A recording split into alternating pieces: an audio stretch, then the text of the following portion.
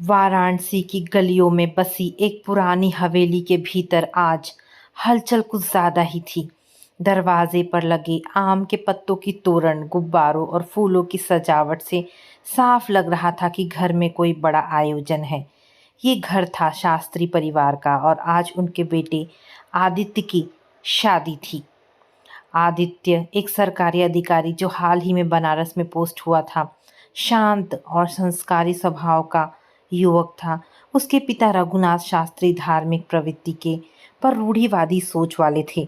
माँ शारदा देवी स्नेही पर पति के सामने बोलने से डरने वाली महिला थी।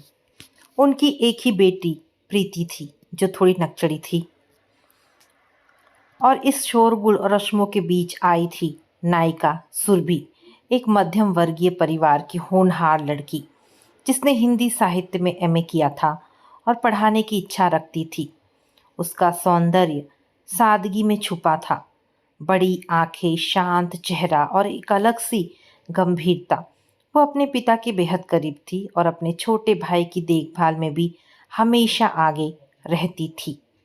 शादी के मंडप में जब आदित्य ने सुरभि की मांग में सिंदूर भरा तो सारा वातावरण शंख ध्वनि और मंत्रोच्चारण से गूंज उठा। लेकिन इन सब के बीच सुरभि की आंखों में एक सपना पल रहा था। एक नए जीवन का सपना जिसमें सम्मान, प्रेम और अपनेपन की उम्मीद थी। पहले कुछ महीने सुरभि के लिए सपनों जैसे बीते।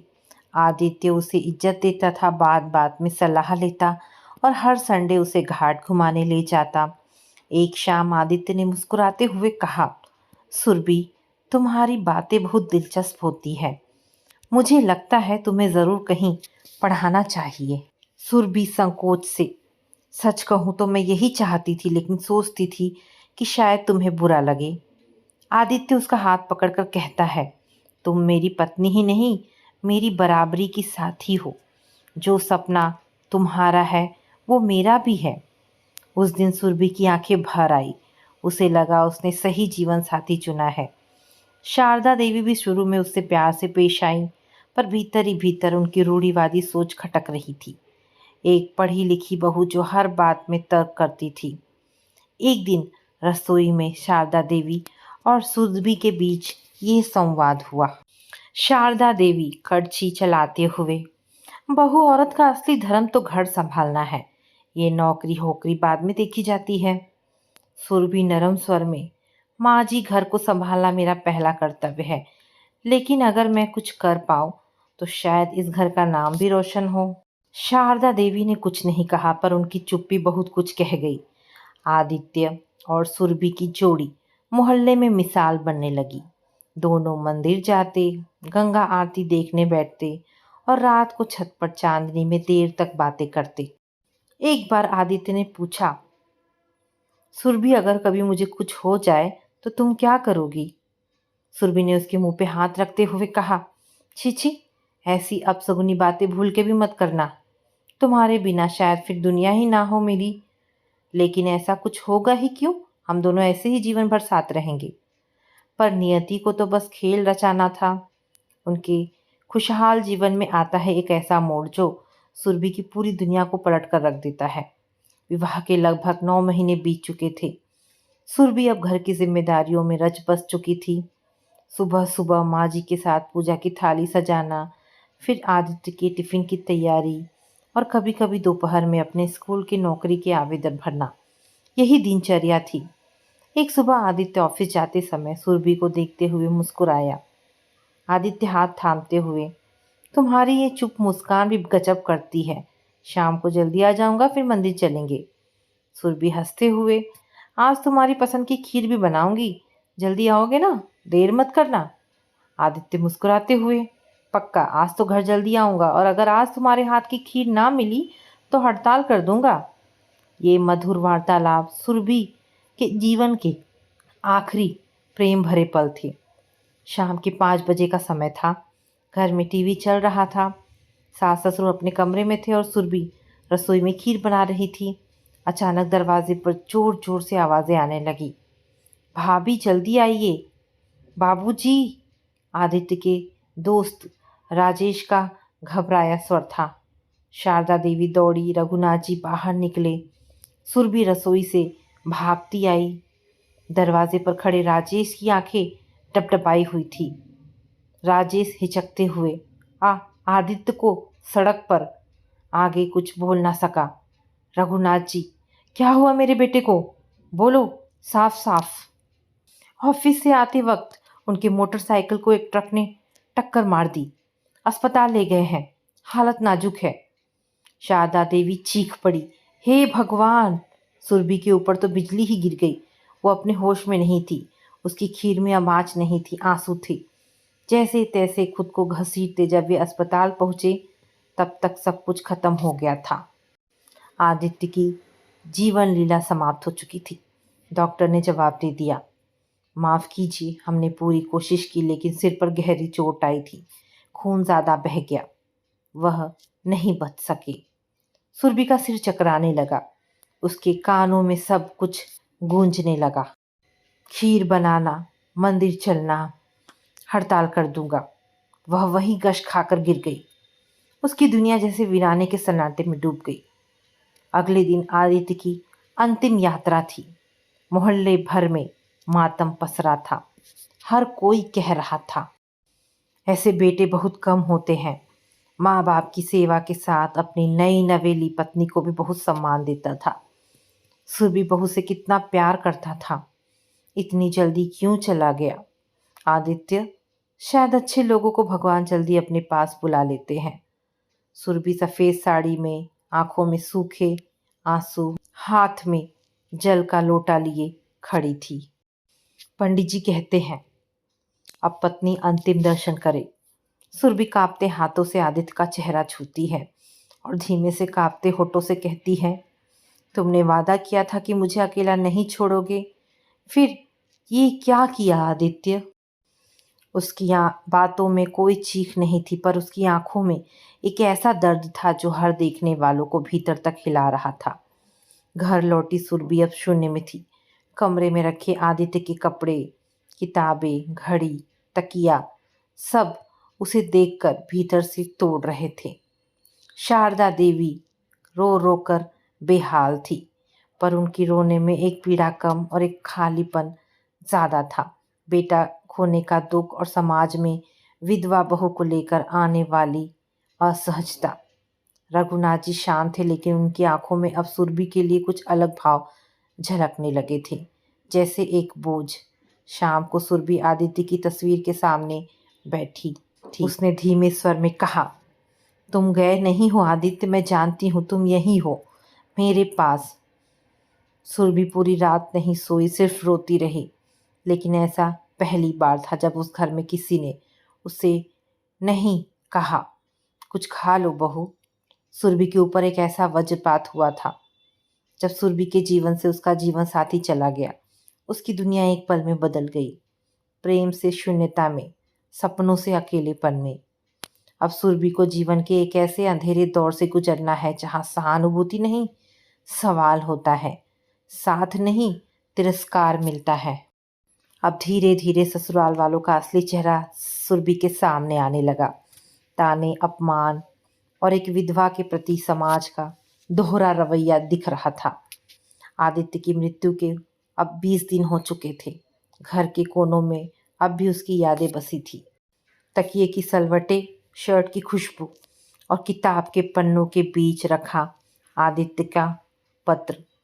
पर घर का माहौल अब बदलने लगा था। सांत्वना के लिए आने वालों की संख्या कम हो गई थी।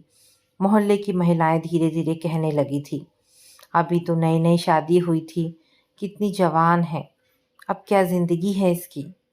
और कुछ औरतें तो आपस में फुसफुसाकर कहती, अब यही घर में रहेगी क्या या मायके भेज देंगे। सुरभि चुप रहती। वो चाहती थी कि बस एक कोई उसे गले लगाकर कहे, मैं हूं न तेरे साथ। पर अब सासू माँ का रवैया भी बदलने लगा था। एक सुबह शारदा देवी ने सुरभि को रसोई में देखकर कड़वे स्वर में कहा, अब ये चाय नाश्ता खाना बनाना खिलाना बंद कर। अब तू सिर्फ बहू नहीं, एक विधवा है। तेरा खाना भी अलग बनेगा और तुझे एक अलग कमरे में रहना होगा। सुरभि चौंक कर, माँ जी, लेकिन मैं, शारदा देवी ने कहा, शुभ अशुभ का ध्यान रखना सीख, नियमों का पालन कर, घर की इज्जत पहले है। सुरभि ने कुछ नहीं कहा। उसकी पीड़ा अब उसके आंसुओं में बहकर निकलती थी। 1 महीने बाद तीज का त्योहार आया। मोहल्ले की सब बहुएं हरे रंग की साड़ियों में सज धज कर व्रत रख रही थी। घर में भी पूजा की तैयारी चल रही थी। सुरभि उस दिन हल्के सफ़ेद साड़ी में बैठी थी। उसके हाथों में अब सूनापन था। बिंदी अब नहीं लगती थी और मांग की सिंदूर की जगह अब खालीपन था। चेहरे पर दर्द की मायूसी छाई हुई थी। उसने भगवान के मंदिर की पूजा की थाली उठा ली थी। शारदा देवी कड़ाके से, तू पूजा की थाली मत छूना बहू, तेरा छूना भी अपशगुन है अब।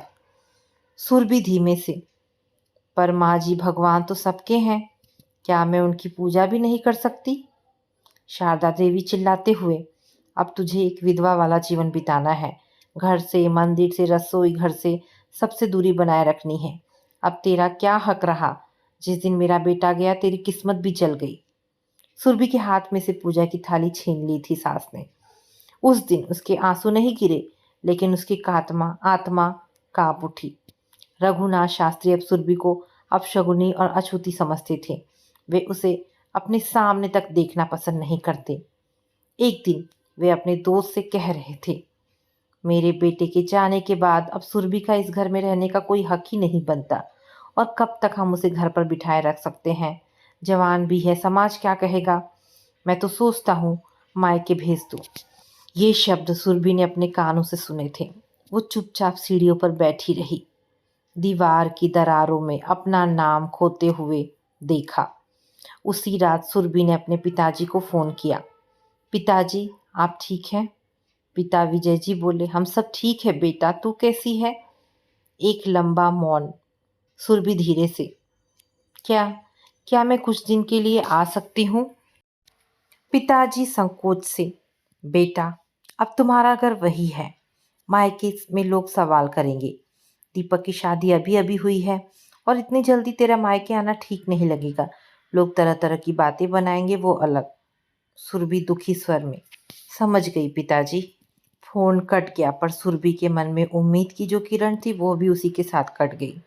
उस रात सुरभि ने पहली बार जोर जोर से रोई, तकिए में मुंह छुपाकर, बिना किसी के सामने बिखरे। फिर वो आदित्य की तस्वीर के सामने बैठी। देख रहे हो ना आदित्य, तुम्हारे बिना मेरा अस्तित्व ही नहीं बचा है। मैं अब किसी की नहीं रही। उसने धीरे धीरे तस्वीर के पास हाथ रखा और कहा, अब मेरी लड़ाई मेरी ही है। कोई नहीं होगा साथ, न माँ, न पिताजी, न मायका, न ससुराल। लेकिन मैं अब हारूंगी नहीं। सुरभि को हर जगह से तिरस्कार मिलने लगा। अब ना तो ससुराल साथ है, ना मायका, और ना ही समाज। सुरभि के लिए अगला कदम खुद पर विश्वास करना ही बचा था।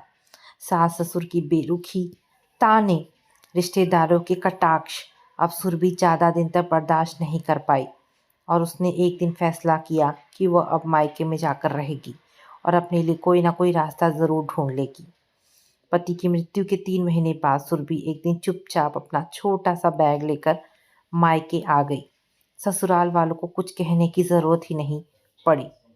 सुरभि ने खुद ही उनके सिर से अपना बोझ उतार दिया था। जब वह अपने पुराने घर के दरवाजे पर पहुंची तो माँ उसे देखकर रो पड़ी। अरे मेरी बच्ची, कैसी है? बहुत दर्द सहा है तूने, इतनी सी उम्र में इतनी दुबली हो गई। सुरभि फीकी मुस्कान के साथ, बस तकलीफों के दौर से गुजर रही हूँ माँ। पिताजी बाहर थे। छोटे भाई दीपक और उसकी पत्नी नैना अंदर से निकले। नैना संकोच से, अरे दीदी आ गई, बहुत अच्छा लगा। आप यहीं रहे ना कुछ दिन? सुरभि मुस्कुराई। उसे भरोसा था कि उसका मायका उसका आश्रय बनेगा। शुरुआत के 1 सप्ताह सभी ने प्रेम से व्यवहार किया। माँ हर सुबह उसके लिए चाय लाती, दीपक उससे हाल पूछता और नैना बातचीत में अपनापन दिखाती। लेकिन जैसे जैसे दिन बढ़े, घर का माहौल बदलने लगा। एक शाम सुरभि ने माँ से कहा, माँ, मैं सोच रही हूँ कि किसी स्कूल में फिर से नौकरी के लिए आवेदन दे दूँ। कुछ करना है अब। माँ धीरे से, ठीक है बेटी, लेकिन दीपक की नौकरी अभी परमानेंट नहीं है। घर की हालत, तू समझ रही है ना? और घर में तेरे भाई भाभी की ही चलती है। तेरे पिता तो किसी तरह तुम लोगों को पढ़ा लिखा कर बड़ा किए थे। हमारे पास तो कोई पूंजी बची ही नहीं है। सुरभि माँ की लाचारी समझ रही थी। उसने कहा, माँ मैं ज़रूर कोई ना कोई रास्ता देख लूंगी, पर थोड़े दिन तो मुझे यहाँ सहारा चाहिए। कुछ ही दिन में भाभी नैना के व्यवहार में भी खटास आने लगी। उनकी झुंझलाहट बढ़ती जा रही थी। नैना रसोई में माँ से, माँ जी दीदी के यहाँ रहने से खर्चा भी बढ़ रहा है, फिर रिश्तेदार भी सवाल करते हैं, एक जवान विधवा बहन को कब तक रखेंगे। सुरभि ने ये बातें अनसुनी नहीं की। उसे अब एहसास होने लगा था कि ये घर अब वैसा नहीं रहा जैसे वो बचपन में छोड़ आई थी। एक रात सुरभि दीपक के पास बैठी और कहा, दीपक क्या मैं कुछ महीने यहीं रह सकती हूँ? फिर कुछ काम पकड़ लूंगी। दीपक नजरें चुराकर, दीदी आप तो जानती हैं नैना भी घर देखती है, मैं भी जॉब में उलझा रहता हूँ। आप तो खुद ही समझदार हैं और समाज भी तो है। सुरभि, भाई तुम्हें समाज की फिक्र है लेकिन अपनी बहन की कोई चिंता नहीं है। क्या मैं थोड़े दिन में ही बोझ हो गई तुम लोगों के लिए? दीपक नरम स्वर में, ऐसा मत कहो दीदी, बस थोड़ा समय मुश्किल में है। उस रात सुरभि बहुत देर तक खिड़की से बाहर देखती रही। चांद वही था, हवा वही थी, पर अब यह घर उसका घर नहीं रहा था। अब सुरभि को ये एहसास हो रहा था कि मायका अब वैसा नहीं रहा जहाँ वह सहारा ढूंढती थी। ससुराल उसे निकाल चुका था, मायका उसे बोझ समझने लगा है। अब वो अकेली है, लेकिन वो टूटी नहीं है। अब वो अपने पैरों पर खड़ा होने का निर्णय करती है, खुद को फिर से बनाने का। सुरभि ने अपनी बंद हुई अलमारी से किताबों की फाइल निकाली। वही पुराने प्रमाण पत्र, वही एमए की डिग्री, वही अधूरा सपना। उसने एक ठंडी सांस ली और माँ से कहा, माँ स्कूल में इंटरव्यू के लिए निकल रही हूँ, प्रार्थना करना। माँ धीरे से, जैसी तेरी मर्जी बेटी, बस संभल कर जाना। माँ की आंखों में अफसोस और बेबसी थी। वह चाह कर भी कुछ नहीं कर सकती थी। सुरभि अब एक स्थानीय सरकारी स्कूल में गेस्ट टीचर की नौकरी पर चयनित हो गई थी। तनख्वाह बहुत मामूली थी, लेकिन आत्मसम्मान की पहली ईंट रखी जा चुकी थी। वो हर सुबह अपना पुराना बैग लेकर हल्की साड़ी पहनकर निकलती, बाल बांधकर, आंखों में खालीपन और चेहरे पर मजबूती लिए वो स्कूल जाती थी। लेकिन जैसे ही वह गली से गुजरती, निगाहें पीछा करने लगती। कोई औरत चुगली करती, कोई पुरुष आंखें फाड़ कर देखता। गली की महिला दूसरी से, अभी अभी पति मरा है और देखो कैसे रोज साड़ी बदल कर निकलती है। दूसरी महिला, हमारे जमाने में विधवाएं तो सफेद पहनती थी, मांग खाली और सिर पर पल्लू। पहली महिला, अब की लड़कियां शौक में भी फैशन नहीं छोड़ती। सुरभि ने इन फुसफुसाहटों को सुनते हुए भी नजरें नहीं झुकाई। वह चलती रही, सीधी स्थिर अपने रास्ते। यह सब सोच समाज के उस कुरूप चेहरे को उजागर करता है जो एक विधवा से उसके अस्तित्व तक का अधिकार छीनना चाहती है। समाज उसके पहनावे, बोलचाल और अस्तित्व तक पर पहरा लगाना चाहता है। लेकिन सुरभि ये सब सहते हुए आगे बढ़ने का संकल्प लेती है। भाई भाभी के ऊपर वह ज्यादा दिन बोझ बने नहीं रहना चाहती थी। इसलिए अब सुरभि ने अपने मायके के पास ही एक छोटा कमरा किराए पर ले लिया था। माँ ने रोकने की कोशिश की, पर वो जानती थी मायके में ज्यादा दिन तक एक विधवा बेटी का रहना इतना आसान नहीं है। वो खुद खाना बनाती, स्कूल जाती और अकेले कमरे में किताबों से बातें करती। अब उसकी नौकरी पक्की हो गई थी। एक दिन एक पड़ोस की बूढ़ी अम्मा बोली, बेटी तेरी जैसे विधवा औरत का अकेले रहना अच्छा नहीं, लोग बातें बनाते हैं। सुरभि आंखों में दृढ़ता लिए, अम्मा लोगों को तो बोलने के लिए कुछ चाहिए, मैं अगर मर जाऊं तो भी वे यही कहेंगे कि ठीक हुआ। अम्मा चुप हो गई, लेकिन वो सुरभि की आंखों में जल रही ज्वाला को पढ़ चुकी थी। स्कूल में भी सब ठीक नहीं था। कुछ पुरुष सहकर्मी सुरभि से खास सहानुभूति दिखाने की कोशिश करते, जो दरअसल उनके भीतर की कुत्सित मानसिकता का रूप था। एक दिन एक वरिष्ठ अध्यापक ने कहा, मैडम आप विधवा हैं और इतनी जवान भी, बहुत साहसी हैं, लेकिन ज़रा व्यवहार में सावधानी रखिए, ज़्यादा खुलकर मत मिला कीजिए किसी से, इस तरह का व्यवहार आपको शोभा नहीं देता। खास करके एक विधवा को। सुरभि सीधी आंखों में देखकर, साहस और चरित्र में फर्क है सर। साहसी होना गलत नहीं है, गलत सोच रखना गलत है।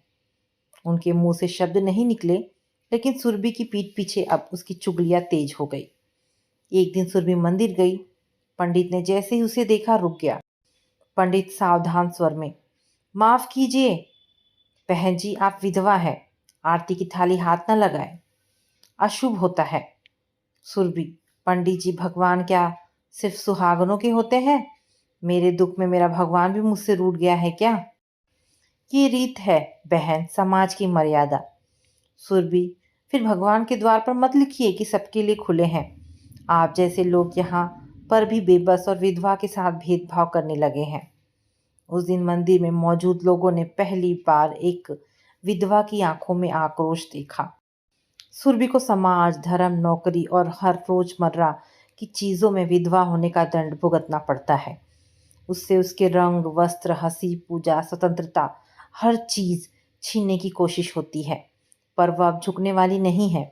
आज एक समाज ऐसी सच्चाई को उजागर करता है जहां मायके, ससुराल, यहाँ तक कि मंदिर में भी विधवा स्त्री के लिए कोई जगह नहीं बचती।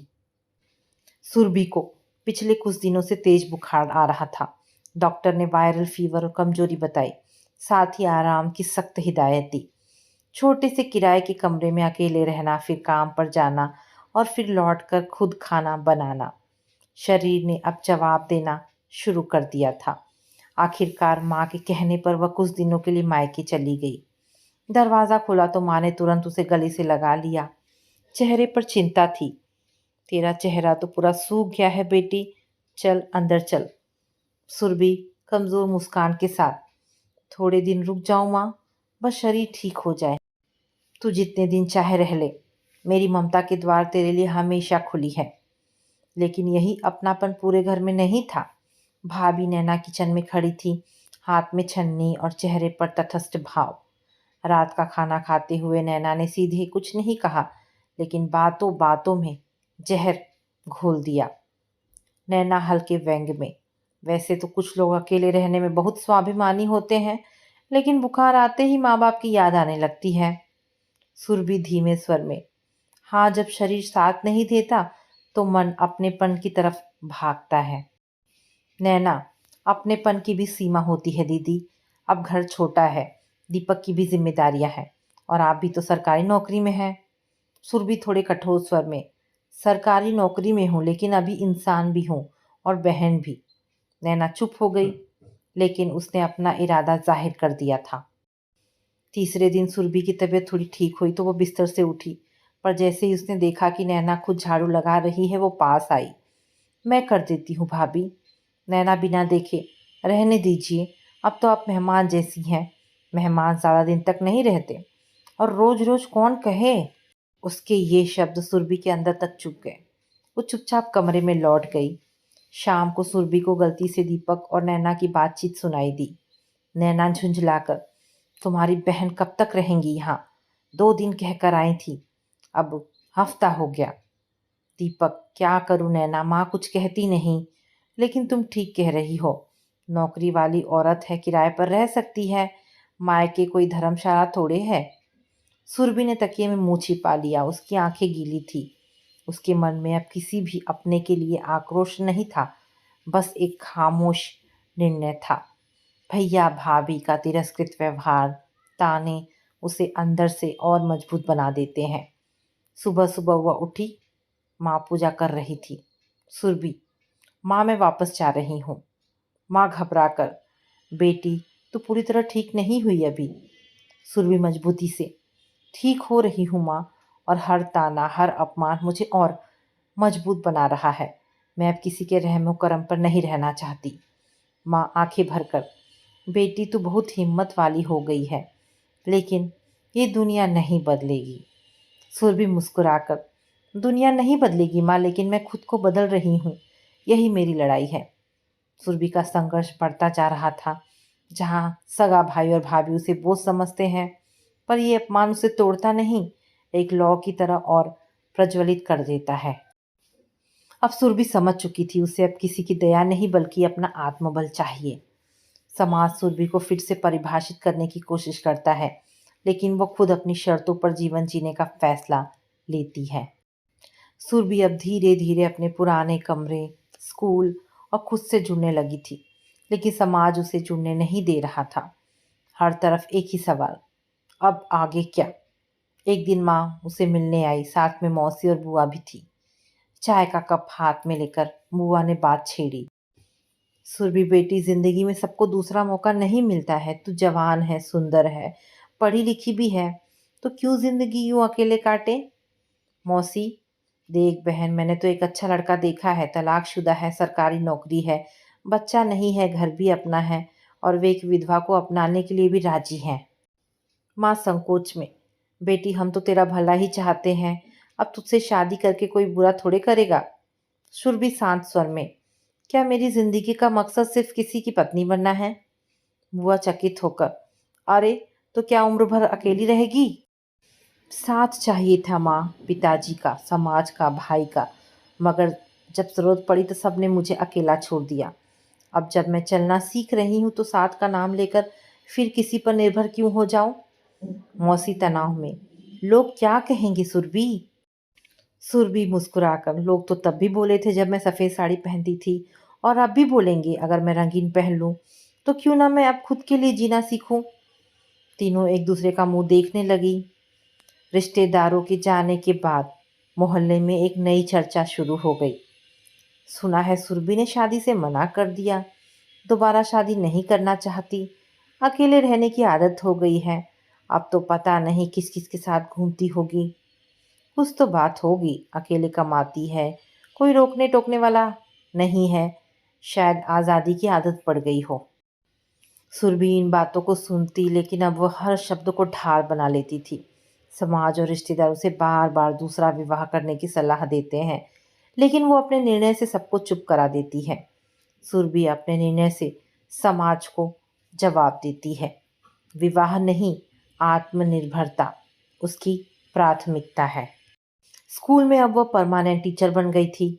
प्रधानाध्यापक ने एक दिन स्टाफ मीटिंग में कहा, सुरभि जी, आपने जो बच्चों को आत्मनिर्भरता और आत्मसम्मान सिखाने की शुरुआत की है वो सराहनीय है। आप बहुतों के लिए प्रेरणा है। वहाँ बैठी एक महिला अध्यापिका की आंखें भर आई। वो धीरे से बोली, मैं भी विधवा हूँ, पर जो आप जी रही हैं वो मैंने कभी सोचने की हिम्मत भी नहीं की थी। सुरभि ने मुस्कुराकर उसका हाथ थाम लिया। हिम्मत सबके भीतर होती है, उसे जगाना पड़ता है। अब सुरभि की दिनचर्या बदल चुकी थी। सुबह स्कूल, दोपहर में कुछ गृह कार्य और रात को किताबों और डायरी के बीच आत्ममंथन। लेकिन अब वह सिर्फ नौकरी तक सीमित नहीं रहना चाहती थी। अब वह रचयिता बनना चाहती थी। किसी की दया नहीं, अपना निर्माण खुद करना चाहती थी। अब सुरभि स्वरोजगार की दिशा में पहला कदम बढ़ाती है और खुद को सिर्फ एक विधवा नहीं, एक निर्माता के रूप में देखती है। एक दिन वो बाजार में थी जब एक पुराने टेलर की दुकान में उसे पुरानी सिलाई मशीन दिखी। मशीन जर्जर थी लेकिन चलती थी। दुकानदार, बहन जी पुरानी है पर प्यार से चली तो चलती जाएगी। सुरभि, कितने की है?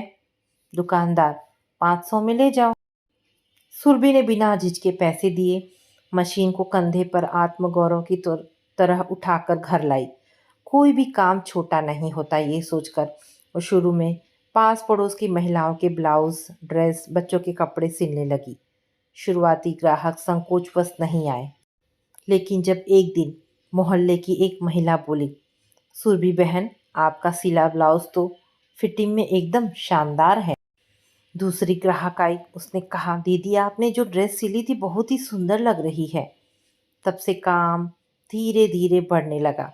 सुरभि ने एक कॉपी में नाम लिखना शुरू किया, कौन आया, क्या ऑर्डर दिया, कब देना है, कितना लिया, और नीचे हर पन्ने पर एक पंक्ति लिखती थी, मैं विधवा नहीं, स्वावलंबी हूँ। स्कूल में भी अब वह बच्चों को सिर्फ पढ़ाना नहीं, सिखाना शुरू कर चुकी थी। आत्मसम्मान, आत्मनिर्भरता और आत्मस्वीकृति। एक दिन उसने कक्षा 8 की लड़कियों से कहा, तुम सबको जीवन में कभी किसी पर निर्भर मत बनना। प्यार करना पर खुद से ज़्यादा किसी को मत मानना। एक छात्रा उठी और बोली, सुरभि मैम, मैं आप जैसी साहसी, मजबूत और समझदार बनना चाहती हूँ। सुरभि की आंखों में नमी आ गई, लेकिन होठों पर मुस्कान स्थिर थी। एक दिन उसने एक पोस्टर बनवाया, सुरभि सिलाई केंद्र। महिलाओं व बच्चियों के वस्त्र सिलाई की सुविधा, आत्मसम्मान से जीवन यापन की प्रेरणा। संपर्क करें सुरभि दीदी। उसे दीवारों पर चिपकाते हुए मोहल्ले की स्त्रियां देखती थी, कुछ हैरान, कुछ ईर्ष्यालु, लेकिन बहुत सी प्रेरित। अब सुरभि के आत्मनिर्भर बनने की शुरुआत हो चुकी थी। वह नौकरी के साथ स्वरोजगार को जोड़ रही थी और धीरे धीरे लोगों की दया का पात्र बनने से प्रेरणा का स्रोत बनने की ओर बढ़ रही थी। अब सुरभि सिर्फ खुद को नहीं, दूसरों की चेतना को भी जगाने लगी है। अब सुरभि सिर्फ एक टीचर या टेलर नहीं रह गई थी, वह प्रेरणा का नाम बन चुकी थी। उसकी कहानी धीरे धीरे लोगों के बीच फैलने लगी थी। एक दिन स्कूल की प्रिंसिपल ने उसे बुलाकर कहा, सुरभि जी, शहर के महिला आश्रय केंद्र में एक कार्यक्रम है, विधवा महिलाओं के अधिकार और आत्मनिर्भरता पर। आयोजकों ने आपकी कहानी सुनी है और चाहते हैं कि आप मंच से अपने अनुभव साझा करें। सुरभि थोड़ा संकोच से, मैं मंच से? प्रिंसिपल मुस्कुराते हुए, हाँ आप, क्योंकि सैकड़ों महिलाओं को वही चाहिए जो आपके पास है, हिम्मत, दृढ़ता और स्वाभिमान। सुरभि ने सिर हिलाया। डर था पर साथ में एक अलौकिक आत्मबल भी। कार्यक्रम के दिन सैकड़ों महिलाएं आश्रय गृह के खुले मंच पर बैठी थी। विधवाएं, घरेलू हिंसा की शिकार महिलाएं, तलाकशुदा स्त्रियां और समाज द्वारा हाशिए पर डाली गई जिंदगियां। सुरभि हल्के रंग की साड़ी में थी, लेकिन उसकी बिंदी और आत्मविश्वास दमक रहा था। उसने माइक थामा। आवाज कांपी, लेकिन शब्द मजबूत थे। मेरा नाम सुरभि है, लोग मुझे विधवा सुरभि कहते हैं, जैसे मेरी पहचान सिर्फ मेरे पति की मृत्यु से जुड़ी हो। लेकिन आज मैं यहाँ ये कहने आई हूँ कि मैं विधवा नहीं, विजेता हूँ। सन्नाटा छा गया। जिस दिन मेरे पति गए, उसी दिन मेरे सारे रिश्ते, सारे अधिकार भी मुझसे छीने गए। माँ के घर बोझ, ससुराल में अपशगुनी और समाज की नज़रों में एक सवाल, अब क्या करेगी ये? पर आज मैं कहती हूँ, मैं वही करूँगी जो मुझे करना है, क्योंकि स्त्री का जीवन किसी के साथ से नहीं, उसके आत्मसम्मान से पूर्ण होता है। एक वृद्धा जो वर्षों से विधवा जीवन काट रही थी, खड़ी होकर बोली, बेटी, तूने तो मेरी चुप्पी तोड़ी है, मैं अब चुप नहीं रहूंगी। फिर एक एक करके और महिलाएं भी खड़ी होने लगी। किसी की आंखों में आंसू थे, किसी के स्वर में क्रांति। तालियों की गूंज से पूरा वातावरण गूंज उठा। कार्यक्रम के अंत में आश्रय केंद्र की प्रमुख ने मंच पर घोषणा की, हम सुरभि जी को सशक्त स्त्री प्रेरणा सम्मान से सम्मानित करते हैं और उन्हें आश्रय केंद्र में मानद परामर्शदाता नियुक्त करते हैं। अब सुरभि महिला आश्रय केंद्र से जुड़ गई और समाज की पीड़ित स्त्रियों की आवाज बनती जा रही थी। सुरभि का संघर्ष अब केवल उसका व्यक्तिगत नहीं रह जाता, बल्कि वह दूसरी पीड़ित स्त्रियों की आवाज बन गई थी। अब सुरभि का दायरा बढ़ चुका था। अब उसका सुरभि सिलाई केंद्र सिर्फ कपड़े सिलने की जगह नहीं था, अब वह जगह बन चुकी थी टूटी स्त्रियों को जोड़ने की कार्यशाला। वह वहां महिलाओं को कपड़ा सिलना, स्वरोजगार के गुण और सबसे बड़ी बात, खुद को जोड़ना सिखाती थी। अब वो सिर्फ अपनी पीड़ा की गवाही नहीं देती, बल्कि सैकड़ों महिलाओं को उनका हक, उनकी आवाज़ और उनका आत्मबल लौटाने की राह दिखाती थी। अब सुरभि मंदिर से निकाल दी गई स्त्री नहीं, मंच पर खड़ी एक रोशनी बन चुकी थी। 6 साल बीत चुके थे। अब सुरभि एक जाना पहचाना नाम थी। सिलाई प्रशिक्षण केंद्र की संचालिका, महिला सशक्तिकरण मंच की वक्ता और हजारों महिलाओं की प्रेरणा। उसका जीवन अब पीड़ा से नहीं, प्रेरणा और परिश्रम से परिभाषित था। एक दिन दोपहर के समय सुरभि अपने केंद्र में बच्चों को कढ़ाई सिखा रही थी, जब दरवाजे पर एक वृद्ध पुरुष और महिला खड़े थे। उनके साथ एक तीसरी महिला भी थी, उनकी बेटी रघुनाथ शास्त्री, शारदा देवी और ननद प्रीति।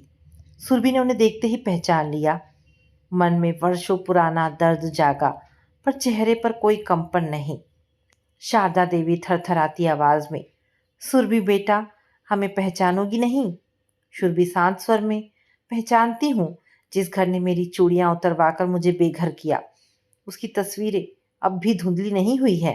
रघुनाथ शास्त्री नजरें झुकाकर, बेटी, हमसे बहुत बड़ी भूल हुई। आदित्य के जाने के बाद हम टूट गए थे और तुझ पर अपना गुस्सा उतार बैठे। प्रीति आंखों में आंसू लिए, भाभी, आपकी तस्वीरें अखबार में देखी है। जिस सुरभि को हमने दबाया वही अब औरों को उड़ना सिखा रही है। हम शर्मिंदा है। सासू माँ बोली, तेरा अपराध नहीं था, फिर भी हमने तुझे सजा दी। हम तुझसे माफी मांगने आए हैं बेटी। कृपया एक बार गले लगा ले, बस एक बार। सुरभि कुछ पल चुप रही, फिर उसने धीमे कदमों से सासू माँ के पास आकर उन्हें गले लगा लिया।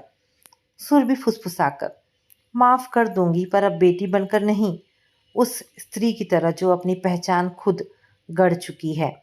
शारदा देवी जोर जोर से रो पड़ी।